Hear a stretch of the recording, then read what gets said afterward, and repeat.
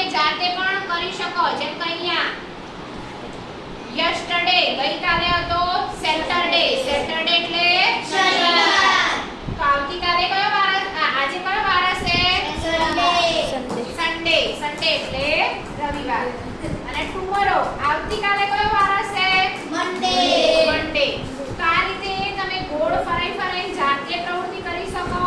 તો yesterday Wednesday હતો, આજે થર્સડે અને આવતીકાલે ફ્રાઈડે.